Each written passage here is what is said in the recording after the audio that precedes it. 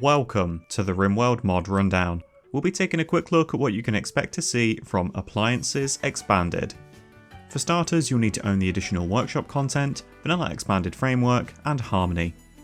This mod is a solid recommendation off the back of Vanilla Chemfuel Expanded, with a little caveat that you're going to get considerably more out of Appliances Expanded if you're also using a handful of other VE mods too.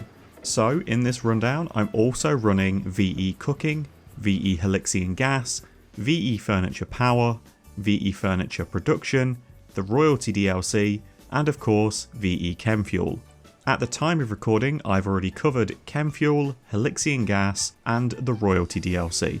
I'll go over the exact nature of what VE Furniture and VE Cooking adds in their own videos in the future, as I'm only going to cover the additions from Appliances Expanded in this video. So let's break down what you're going to get on a mod by mod basis. Hopefully that way you've got a better idea as to what exactly is coming from where. If you haven't watched the Chemfuel Expanded rundown prior to this, I would highly recommend it, as everything is going to be a lot easier to understand if you already know about pipe networks and the extractors that are included with that mod. If you're going to play this with just Appliances Expanded installed, you will have access to a Chemfuel Smelter, Chemfuel Smithy, Chemfuel Stove, Chemfuel Crematorium, Chemfuel Deep Drill, Chemfuel Wall Lights, Lamps, Floodlights and Sun Lamps with both normal and dark light options, a Chemfuel Heater, a Chemfuel Cooler, and a new size of power generator, known as a turbine. Given that list of names, I'm guessing you can already tell why this pairs so well with Chemfuel Expanded, as now you've got an entire production line of Chemfuel power buildings to play with. Chemfuel counterparts are unlocked at the same level of research as their electric versions, so you don't even need to go down a whole new tree of research to make any of this functional. It just works. All of this just works. Let's start with the lighting options, mainly to compare their consumption against standard electricity. A Chemfuel standing lamp is going to use 1 Chemfuel per day, with it having internal storage for 10 days worth of fuel. Like an electric light, it gives off no ambient heat, so the main benefit of a Chemfuel light over the electric one is that it will not be impacted by effects like a solar flare or an EMI dynamo. Nothing in this mod that is powered purely by Chemfuel will. It works the same way as Helixian gas fueled structures in that regard.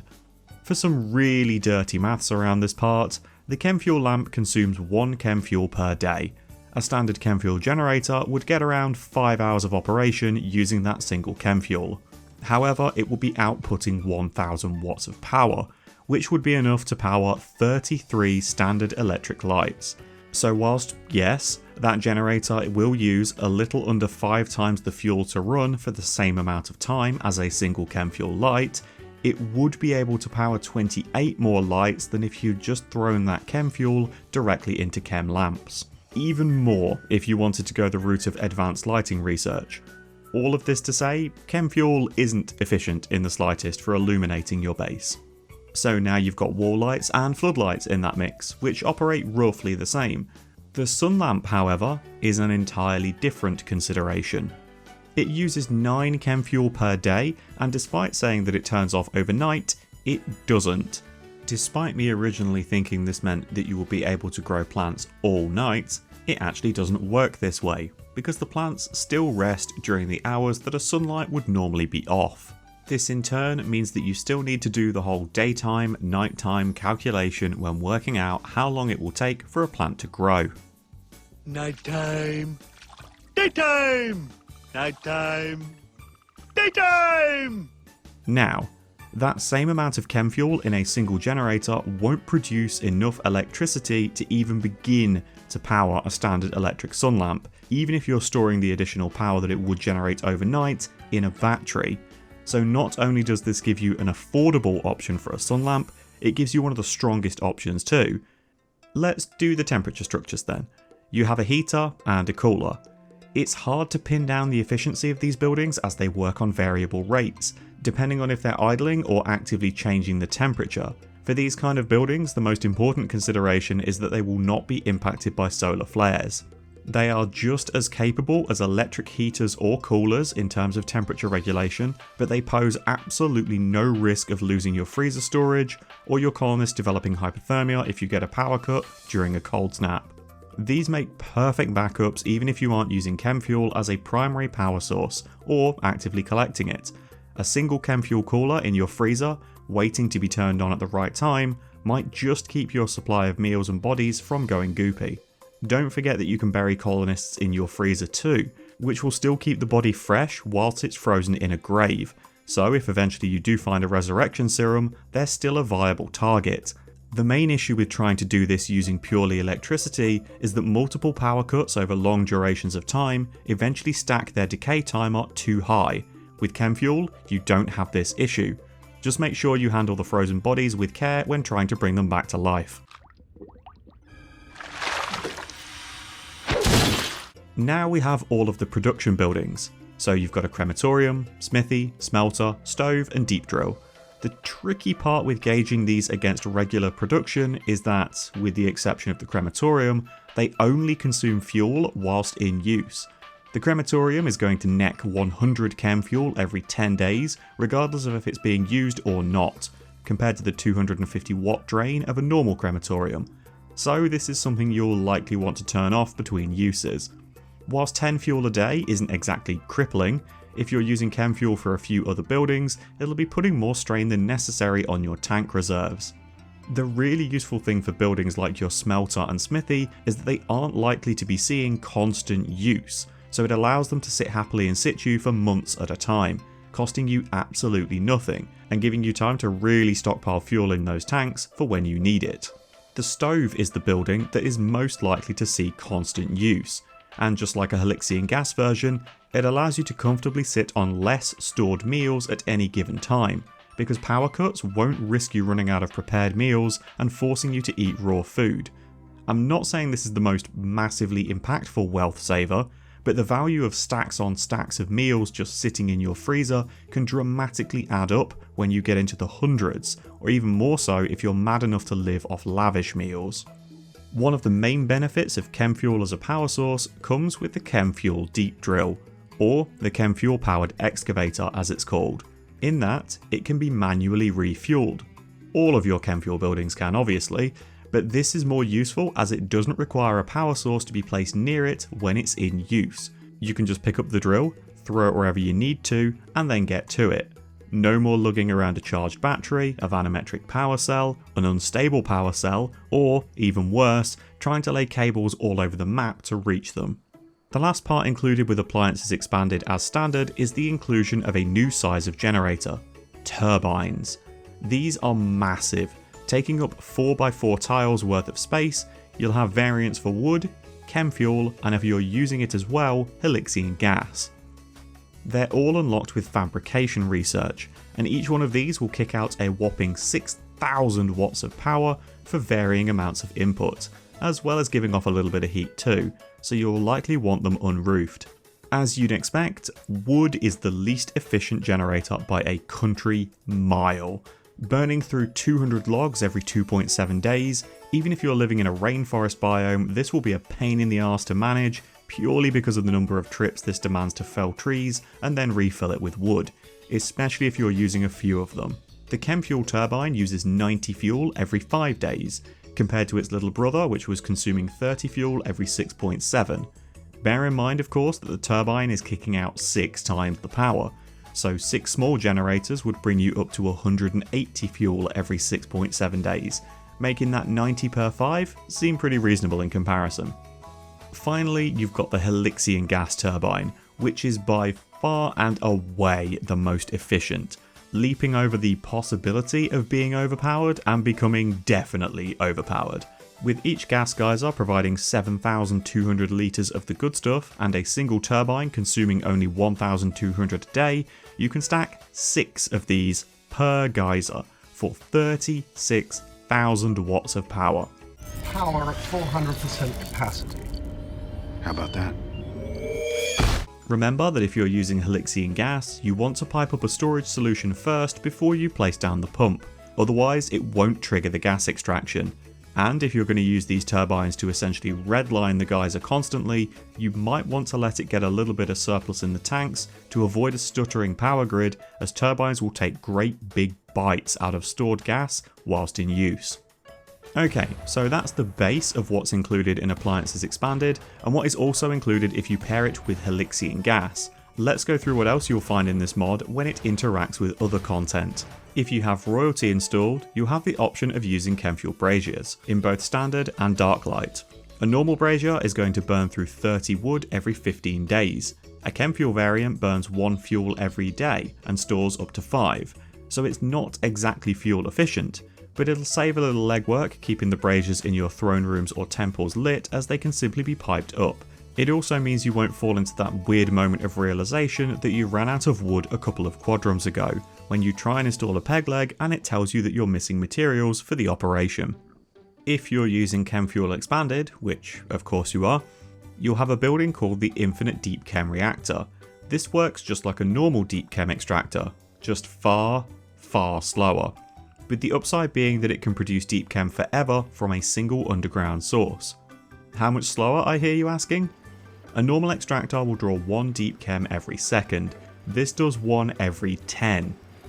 Given how large deep chem deposits are, and how generous the return of chem fuel is when you're passing it through a refinery, I see very, very little use for this infinite extractor. It isn't such a rare resource that you need to be overly precious about it, and I get that, yeah, sometimes RNG can laugh in your face and you won't find a deep chem deposit with over a year of scanning, but you'll still be looking at easily north of 20,000 chem fuel when you do drain that single deposit. If you really wanted to, you could minify your normal extractor before it totally drains the supply, then throw one of these on top and have it creating infinite deep chem very slowly from what little remains. Now, a weird one. A relic of the past, as it were. If you're using vanilla expanded furniture, power, you'll find that you have a building called the Infinite Chem Fuel Pump, added by Appliances Expanded. This does absolutely nothing with the current integration of deep chem and chem fuel, as the extraction point that it's looking for, a chem fuel pond, no longer exists. Next is the addition of large benches if you're using vanilla expanded furniture production. You have a chunky version of the Chemfuel Smithy and the Chemfuel Stove available, with them both offering a larger tank capacity and production speed sitting at 150% by default. If you've got the floor space to spare, these are almost always worth using, so you might want to get into the habit of planning this additional space into your room configuration from the start if you regularly make it beyond the fabrication stage of research in your colonies. Also, don't worry, I'll be covering large benches in more detail in a dedicated vanilla furniture rundown, which will include all of the modules currently available. Now we've got the additions from Vanilla Cooking Expanded. You get a Chemfuel deep fryer, a Chemfuel grill, a Chemfuel soup pot, and an air fryer. Some of the text on the bottom left is a little botched right now, but they're still somewhat functional. This definitely seems to be the most patchy part of the mod though. When I make a Cooking Expanded rundown, I'll go into more specifics about the foods that these buildings produce, as the majority of them offer a bit of diversity in how you can feed your colony. The deep fryer will let you deep fry meats and veggies, while the air fryer is going to do the same but give you a healthy version of the foodstuff instead. This doesn't actually matter anymore, as the negative health impact from VE cooking was removed a while back. Now instead this serves as a way to cook larger portions, with the deep fryer needing 20 raw nutrition and the air fryer using 100 for 5 times the output. These battered treats can be somewhat deceptive however, as they work closer to pemmican than an actual meal, meaning your pawns will need to stuff fistfuls of this into their mouth to have any meaningful impact on their hunger bar. They do work nicely as a snack however, as they'll grant a greasy food mood buff, which can stack alongside a fine meal buff later when they get a chance to sit down for a proper meal. The Chemfuel soup pot removes the main risk of using an electric soup pot, which is how fast the produce can potentially spoil if the cooking process is interrupted due to a power cut or a solar flare. This allows you to cook in a production line approach, with your stoves making uncooked soups that are then delivered to a stack of soup pots that will keep them all at a rolling boil for a couple of days with absolutely no fear of losing your meals during this time. Finally, the Chemfuel grill is ideal for cooking outdoors, as it'll kick out a massive amount of heat given that you're cooking with one of the most flammable fuels on the rim. No, Cheeseoid, that's not cheese, that's petrol. Petrol? Yes. You'll want to make sure that you're keeping grilled food stored at a comfortable ambient temperature, as it becomes ruined if it's stored in a freezer. These grilled meals provide a buff that lowers hunger rates offset by 35% for 12 hours, meaning that if you're struggling to hunt animals, you can stretch that little bit of meat you do have to last you a bit longer by using grills. Just make sure that cooked meat is kept on a nice warm shelf for 4 days straight, rather than in one of those overrated, sanitary, food-safe fridges. The flies are just extra protein.